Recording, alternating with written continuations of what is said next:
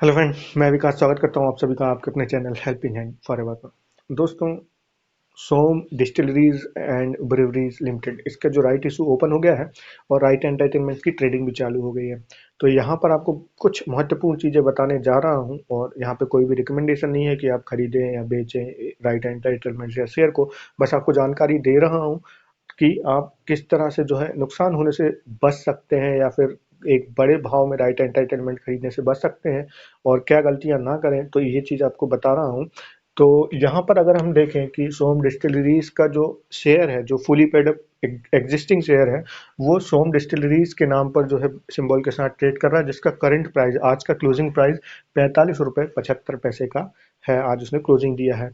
वहीं इसके जो राइट एंटाइटलमेंट्स हैं वो ट्रेड कर रहे हैं SDBL-RE इस सिंबल के साथ, जिसका प्राइस 17 रुपये 20 पैसे आज क्लोजिंग दिया है, 17 रुपये 20 पैसे का।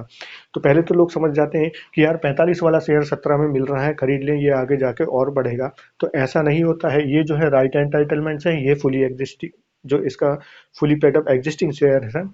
तो राइट एंटाइटलमेंट्स आप खरीदेंगे अगर, तो आपको आगे जाके राइट शेयर्स के लिए अप्लाई करना होगा और आपको इशू प्राइस पे करना होगा, क्योंकि ये जो राइट एंटाइटलमेंट्स होते हैं ये इशू क्लोजिंग के बाद क्लोज हो जाते हैं और सिर्फ last date of on market रिलीजेशन तक ही इनका जो है ट्रेडिंग चलता है। उसके बाद ट्रेडिंग बंद हो जाती है और अगर आप अप्लाई नहीं करते हैं लास्ट डेट तक, क्लोजिंग इशू क्लोजिंग के लास्ट डेट तक, तो ये जो है लैप्स हो जाते हैं और आपके अकाउंट से गायब हो जाएंगे और जो खरीदने के लिए प्रीमियम दिया है आपने वो भी लैप्स हो जाता है। पिछले राइट इशू में बहुत लोगों के साथ ऐसा हुआ है।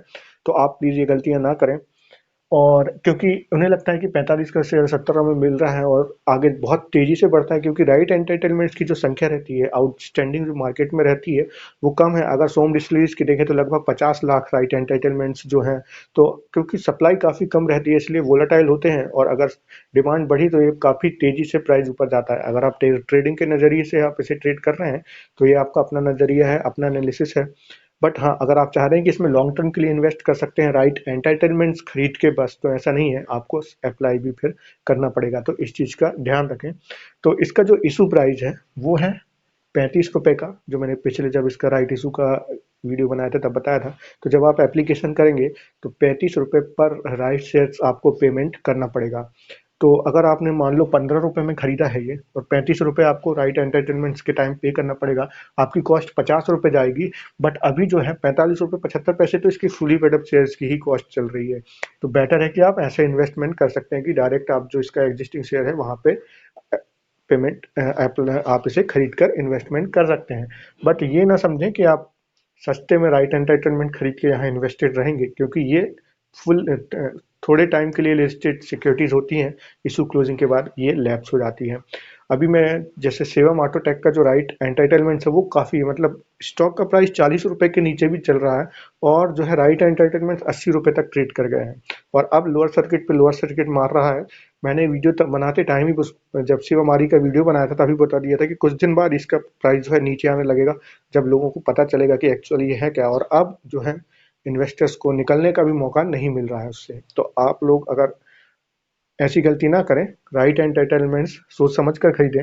अगर हम इसकी एक फेयर वैल्यू देखें कैसे निकालनी है, तो अगर हम अभी देखें तो जो आरईज है इसके राइट एंटाइटलमेंट्स की, उसकी फेयर प्राइस अभी 10 रुपये 75 पैसे होनी चाहिए। उसके लिए कुछ नहीं, इसकी जो current fully paid up shares का जो करंट प्राइस है उसमें से अगर हम इशू प्राइस घटा देते हैं तो 45 रुपये 75 पैसे में से 35 रुपये जो इसका इशू प्राइस घटाते हैं तो 10 रुपये 75 पैसे तक अगर आप आज इसे खरीदते थे तो एक फेयर प्राइस था कि हाँ ठीक है, अब आपको जो है 10 रुपये 75 के बाद 35 रुपये पे करना है, तो ऑलमोस्ट आपको जो है ये प्राइस आ जाएगा जो इसके फुली पेड अप शेयर्स का प्राइस चल रहा है। बट अगर आपने 15 रुपये में भी खरीदा है और उसके बाद आपको 35 और पे करना है जब आप राइट इशू अप्लाई करेंगे, तो ये कॉस्ट 50 रुपये पहुंच जाएगी, जो कि फुली पेड अप शेयर से भी ऊपर की भाव है।